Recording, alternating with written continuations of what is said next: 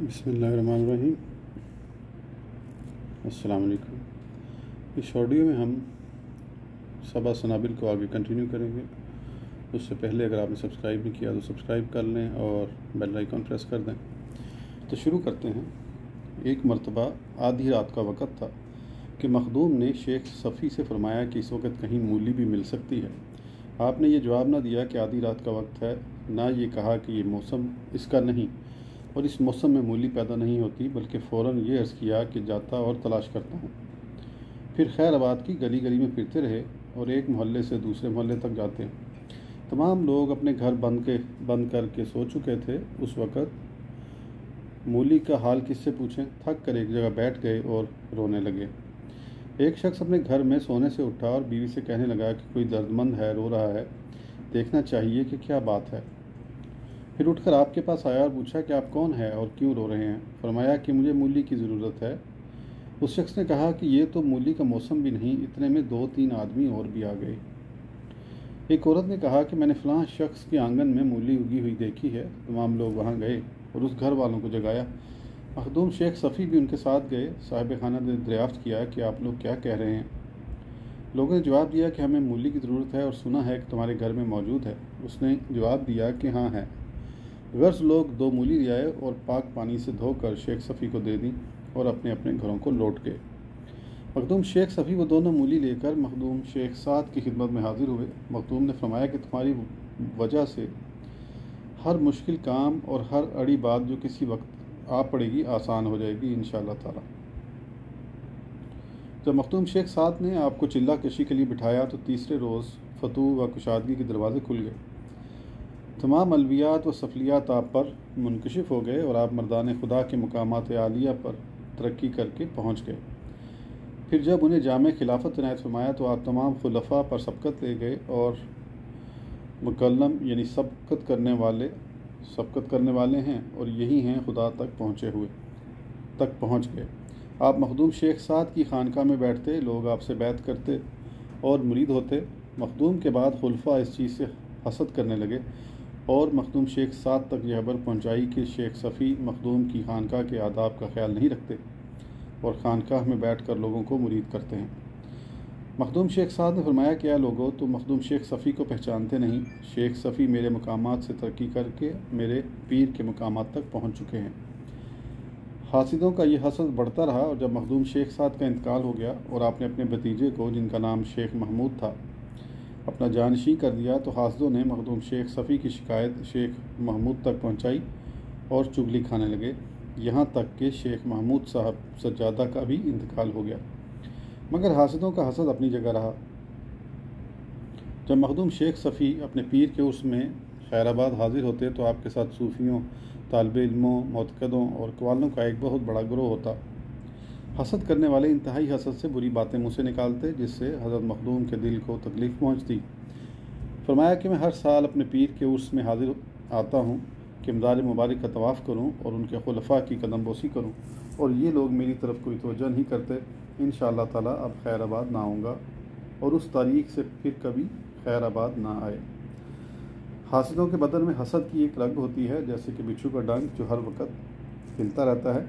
بچھو کی طرح ڈنک رکھنے والوں کی عادت ہوتی ہے کہ وہ حرکت میں رہیں، جس سے کہ صحیح آدمی درد کی وجہ سے زخمی ہو جائے۔ حضرت مخدوم شیخ صفی کے تمام خلیفہ اہل علم تھے اور آپ نے کسی جاہل کو خلافت نہ دی۔ یہ فقیر بھی شیخ صفی کا مرید ہے اور مخدوم شیخ حسین سے خلافت رکھتا ہے۔ یہ مخدوم شیخ حسین شیخ صفی کے خلیفہ تھے۔ مخدوم شیخ حسین کا مختصر واقعہ یوں ہے کہ پہلے ایک مالدار، وجاہت والے اور دور رس آدمی تھے۔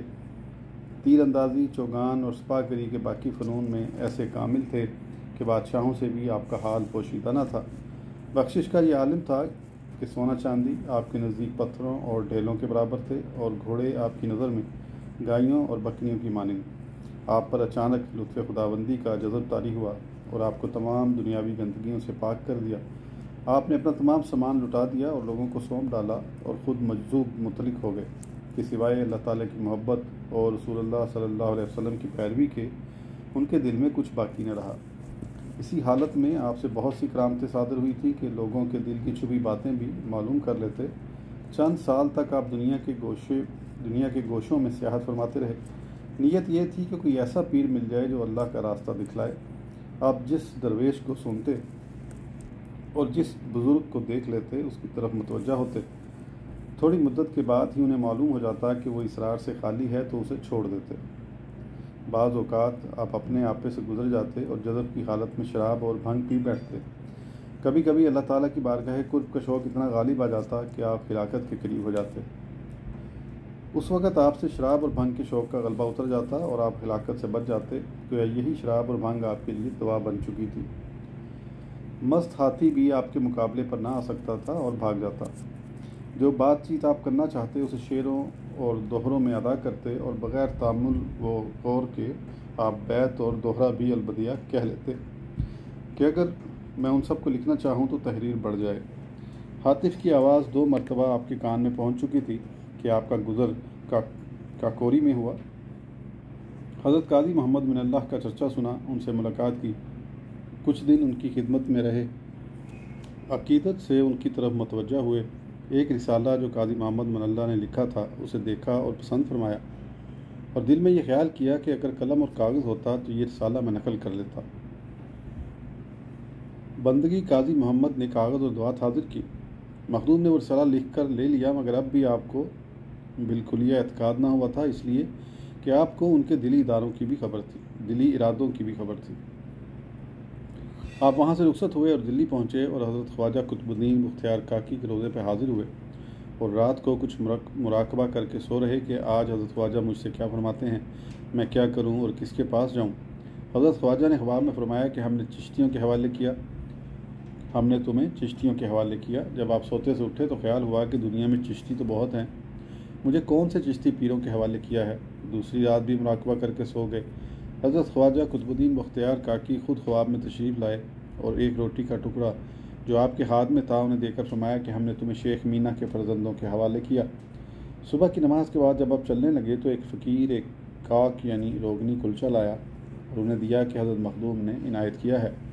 آپ شہر کنوج میں پہنچے اور لوگوں سے پوچھا کہ مخدوم شیخ مینا کے خلفاء میں کون کون حیات۔ لوگوں نے کہا کہ مخدوم شیخ مینا کے خلیفہ مخدوم شیخ سعد تھے اور ان کے 2 خلیفہ حیات ہیں، ایک قاضی محمد من اللہ کاکوری ہیں اور دوسرے محمد شیخ صفی قدس اللہ رحمہ سائی پور ہیں۔ دل میں سوچا کہ قاضی محمد من اللہ سے تو واقف ہوں، پہلے میں کاکوری چلوں، اگر وہیں کا حصہ ہے تو خیر، ورنہ پھر مخدوم شیخ صفی کی خدمت میں چلیں گے۔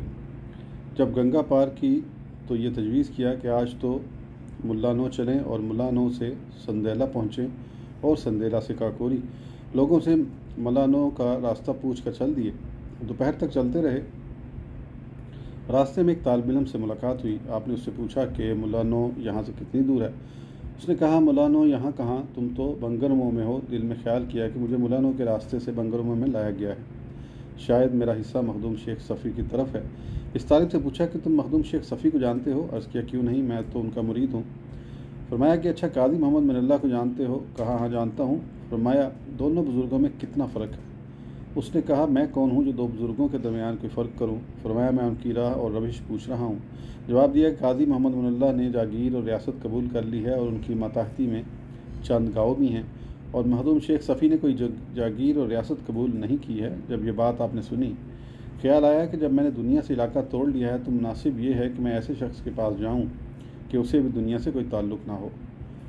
اس روز آپ نے بنگرمو میں قیام کیا اور دوسرے روز فتچور روانہ ہوئے۔ وہاں آپ نے کپڑے دھوئے اور بدن کو صاف ستھرا کیا، غسل کیا، شراب اور بھنگ سے یہیں پر توبہ کر کے سائی پور کی طرف چل پڑے۔ دل میں 3 نیتیں کی۔ اول تو میں آپ کے سامنے پان کے 3 بیڑے پیش کروں گا، ایک خود کھائیں اور دوسرا مجھے دے دیں اور تیسرا کسی اور کو۔ دوسری یہ کہ میں آوارہ قسم کا آدمی ہوں، جہاں کہیں جاتا ہوں لوگ اپنے سامان کی مجھ سے حفاظت کرتے ہیں کہ کہیں یہ شخص ہمارا سامان لے کر نہ چلا جائے۔ تو حضرت مخدوم کو ایسی بات کہہ دیں کہ خانقاہ کے لوگوں کی یہ بدگمانی دور ہو جائے۔ تیسری یہ کہ آپ بیت کی ٹوپی بغیر مانگے ہوئے عنایت فرما دیں۔ جب آپ سائی پور پہنچے تو کامل اعتقاد، سچی عقیدت اور پوری توجہ دل میں پیدا ہوئی۔ آپ نے وہ تینوں ارادے فسخ کر دیے اور چاہا کہ کچھ شیرنی خرید کر لے جائیں۔ پانوں کی ضرورت نہیں ہے۔ آپ نے حلوائی کی دکان پوچھی اور پہنچے پنواڑی کی دکان پر۔ آپ وہاں سے لوٹے اور پھر حلوائی کی دکان کی طرف چلے۔ آپ دوسرے پنواڑی کی دکان پر پہنچے، پھر آپ وہاں سے لوٹ کر آئے اور حلوائی کا پتہ پوچھا۔ تیسری مرتبہ پھر آپ پنواڑی کی دکان پر پہنچے۔ اب مجبور ہو کر آپ نے پان کے چند بیڑے خریدے اور مخدوم کی خدمت میں حاضر ہو کر قدم بوسی کی اور وہ چند بیڑے پیش کر دیا۔ حضرت مخدوم نے دریافت فرمایا کہ تمہارا نام کیا ہے؟ عرض کیا میرا نام حسین ہے۔ فرمایا کیسے آئے؟ عرض کیا حضور کی خدمت میں حاضر ہوا ہوں کہ مجھے مسلمان فرما دیں۔ حضرت مخدوم نے ایک بیڑا خود شوق فرمایا، ایک بیڑا انہیں عنایت کیا اور باقی بیڑے کو اٹھایا اور فرمایا کہ اے شیخ حسین، میں اپنا مسلح اور جوتا چھوڑے جاتا ہوں، تم یہی رہنا یہاں تک کہ میں آ جاؤں۔ شیخ حسین سمجھ گئے کہ مخدوم نے یہ بات ان لوگوں کی تسکین کے لیے فرمائی ہے جو خانقاہ میں حاضر ہیں تاکہ مجھ پر بدگمانی نہ کریں۔ حضرت مخدوم تشریف لے گئے اور ایک کلہ لا کر انہیں دے دی۔ سبحان اللہ، اس کا ایک فرشتہ ہے جو اہل کو اہل تک پہنچاتا ہے۔ شیخ حسین 1.5 سال تک مخدوم کی خدمت میں حاضر رہے اور حضرت مخدوم نے نوافل، وظائف، ذکر، فکر، ریاضت، مجاہدہ جس کے لیے فرمایا سب بجا لائے۔ حضرت مخدوم نے 1.5 سال بعد خلافت عطا کر دی اور رخصت کر دیا کہ جاؤ اپنے گھر رہو اور وہیں اپنے تمام اوقات معمور کرو۔ مخدوم شیخ حسین کو اس فقیر کے والد ماجد کے ساتھ ایک خاص انسیت اور محبت تھی اور یہ دونوں حضرات آپس میں بڑا خلوص اور بڑی خصوصیت رکھتے تھے۔ فقیر کے والد ماجد بھی شیخ صفی کے خلیفہ تھے۔ اسی بنا پر فقیر نے مخدوم شیخ حسین کی طرف رجوع کیا اور مخدوم شیخ حسین بھی فقیر کے ساتھ بڑی عنایتوں اور نوازشوں سے پیش آتے اور فرماتے کہ یہ تو ہمارے دوست کا لڑکا ہے۔ پھر جامع خلافت بھی پہنا دیا۔ اگرچہ فقیر کو اس جامع کی لیاقت نہ تھی، لیکن پھر بھی خدا تعالیٰ کا شکر و احسان ہے کہ ہماری بیعت کا پیوند آپ کے ساتھ درست ہے۔ اللہ تعالیٰ نے ہمارا پیمان میٹھے منہ والوں سے باندھا ہے تو ہم بندہ و غلام ہیں اور وہ حضرات ہمارے خداوند و آقا۔ یہاں تک حضرت مخدوم شیخ فرید شکر گنج قدس اللہ روح سے لے کر ہمارے اس زمانے تک تمام پیروں کا ذکر تھوڑا تھوڑا ہو گیا ہے اور امیر المومنین علی مرتضیٰ کرم اللہ وجہہ سے لے کر حضرت خواجہ قطب الدین بختیار کاکی قدس اللہ روح تک اس رسالہ کے تتمہ میں لکھا جائے گا اور یوں یہ رسالہ پیروں ہی کے بیان پر ختم ہوگا۔ اے علماء، فقیہ اور اے فقہائے وجیہ، اب آپ سے یہ کہنا ہے، آپ میں سے جن لوگوں نے صوفیہ کے مسائل کو علم فقہ، علم اصول اور علم کلام میں نہ پایا اور ان کے احوال، مقامات اور مکارم اخلاق کو قرآن اور حدیث کی روشنی میں نہ سمجھ پائے اور لاچار ہو کر بیعت اور پیری مریدی اور صوفیہ کے تمام مسائل سے انکار کر بیٹھے اور اسے بدعت جانا، تو شاید عیسیٰ علیہ السلام کا قول انہوں نے نہ سنا کہ آپ نے ایسے علماء ظاہربین کے حق میں کیا فرمایا ہے کہ تم لوگ چھلنی کی طرح ہو کہ اسے آٹا چھن کر نیچے آتا ہے اور بھوسی اس میں باقی رہ جاتی ہے۔ تو علم کا آٹا معاملات دل کا جاننا ہے اور یہی اخلاص کی نشانی ہے۔ یوں ہی طریقت، ریاضت اور راہ آخرت کا علم اور دین کی راہ میں معاملے کی مصیبتیں اور اللہ تعالیٰ کی طرف دل کی رغبتیں اور نفسانی خواہشات کا ترک وغیرہ ذالک۔ مخدوم شیخ شرف الدین منیری قدس اللہ روح نے مکتوبات میں لکھا ہے کہ علم وہ نہیں جو تجھے مفتی یا قاضی بنا دے یا بادشاہوں اور حکمرانوں سے ملا دے، خبردار غلطی مت کرنا۔ وہ علم جو محل بنانے اور باغات لگانے یعنی دنیا داری کے لیے ہو، وہ ایسا ہے جیسے چور کے لیے چراغ۔ مشائخ متقدمین میں اکثر مجتہد بھی تھے، چنانچہ سعید الطائفہ جنید بغدادی قدس اللہ روح کے متعلق منقول ہے کہ ابھی آپ کی عمر 7 برس کی تھی کہ آپ اجتہاد کے درجے تک پہنچ چکے تھے اور آپ کے تمام اصحاب اور خلفاء بھی مجتہد تھے۔ اب خواجہ سری سکتی کے مرید تھے اور خواجہ سری سکتی، خواجہ کرخی، خواجہ داؤد طائی اور خواجہ حبیب اجمی یہ سب ہی مجتہد تھے اور خواجہ داؤد و طائی ابو حنیفہ کوفی رضی اللہ عنہ کے شاگرد اور خواجہ حبیب اجمی کے مرید تھے۔ جب امام ابو یوسف نے قاضی ہونا منظور کر لیا، اس روز سے خواجہ ابو داؤد و طائی نے امام ابو یوسف کا چہرہ نہ دیکھا اور زبان پر ان کا نام بھی نہ لائے۔ جب صاحبین امام ابو یوسف و امام محمد کے درمیان کوئی بحث ہوتی اور ابو یوسف کی بات وزنی دیکھتے تو فرماتے کہ بات وہی ہے جو یہ کہتے ہیں اور ان کا نام نہ لیتے، اور اگر امام محمد کی بات راجح پاتے تو فرماتے کہ بات وہ ہے جو امام محمد کہتے ہیں۔ حضرت امام شافعی رضی اللہ عنہ کو اگر کوئی مشکل پیش آتی تو اس درویش کی خدمت میں حاضر ہوتے جو آپ کے زمانے میں موجود تھا۔ آپ دوزانوں ہو کر ادب کے ساتھ ان کے سامنے بیٹھتے اور ہر مرتبہ اپنی مشکلیں ان سے حل کراتے۔ منقول ہے کہ جب خواجہ ابراہیم اوہم قدسرہ نے بلخ کی بادشاہت مردانہ وار چھوڑی اور معرفت الہی کے راستے میں قدم رکھا تو خیال گزرا کہ مسلمانوں کے امام ابو حنیفہ کوفی رضی اللہ عنہ دنیا بھر کے مقتدا ہیں، مجھے پہلے ان کی خدمت میں چلنا چاہیے۔ چنانچہ آپ کوفہ پہنچے، امام کو بھی اس کی خبر پہنچی کہ ابراہیم اوہم ملاقات کے لیے آ رہے ہیں۔ آپ ان کے استقبال کے لیے تشریف لے گئے اور ان سے ملاقات کی۔ حضرت ابراہیم اوہم نے دریافت کیا کہ اے امام، میرے حق میں کیا ارشاد ہے، مجھے کیا کرنا چاہیے؟ امام نے جواب دیا کہ تمہیں علم حاصل کرنا چاہیے۔ حضرت ابراہیم نے جواب دیا کہ اے امام، منجملہ علوم ایک حدیث ہم تک پہنچی تھی کہ دنیا کا ترک ہر عبادت کی بنیاد ہے اور دنیا کی محبت ہر گناہ کی اصل۔ ہم نے اسی پر عمل کیا، تم کو اتنا علم ملا، بھلا بتاؤ کہ تم نے بھی کوئی کام کیا۔ حضرت امام یہ خبر سن کر مدہوش ہو گئے اور کچھ دیر کے بعد ہوش میں آئے تو فرمایا کہ تمہیں تحصیل علم کی ضرورت نہیں، اہل معرفت کی صحبت اختیار کرو۔ مقصود یہ کہ اصحاب تصوف میں اکثر مجتہد بھی گزرے ہیں اور انہوں نے اس بات پر اتفاق کیا ہے کہ ہر طریقہ جسے شریعت ٹھکرا دے زندقہ ہے۔ یہ بھی فرمایا ہے کہ اگر تم کسی کو دیکھو کہ ہوا پر اڑتا ہے یا پانی پر چلتا ہے اور اس کا پیر تر نہیں ہوتا، اس کا پیر تر نہیں ہوتا، یا آگ میں گھستا ہے اور نہیں جلتا، یا غیب کی خبریں دیتا ہے اور اسی طرح کی اور باتیں اس میں ہیں، اس کے باوجود اس میں ذرہ برابر شریعت کا خلاف پاؤ تو سمجھ لو کہ وہ اپنے وقت کا زندیق اور ملحد ہے۔ لہٰذا یہ طریقت کے مجتہدین جنہوں نے شریعت میں اس قدر احتیاط برتی ہے، اگر بیعت بدعت ہوتی تو ہرگز وہ لوگ اس کو راہ عرفان کا رہبر نہ بناتے اور پیری مریدی کو اصل مستحکم اور بنیاد محکم نہ جانتے۔ متقدمین مشائخ سے منقول ہے کہ جب وہ کسی درویش کو دیکھتے کہ وہ شریعت کے آداب کو قصداً ترک کرتا ہے تو اس کو درویشی کے دائرے سے خارج سمجھتے اور اسے بزرگوں کے گروہ سے شمار نہ کرتے۔ ایک مرتبہ چند درویش کسی بزرگ کی ملاقات کے لیے گئے۔ جب وہاں پہنچے تو دیکھا کہ وہ قبلے کی جانب اپنے منہ کا تھوک پھینکتا ہے تو اس سے ملاقات نہ کی اور اس کی اس حرکت کو برا سمجھ کر واپس لوٹ آئے۔ اور اگر ان میں سے کوئی شخص کسی مذہب یا ادب کو بلا مقصد چھوڑ بیٹھتا تو اسے کوئی سخت مشکل پیش آتی اور چند روز تک اس کی مصیبت کے ماتم میں گریبانداری کرتا اور دوسرے لوگ اس کی مزاج پرسی کو آتے۔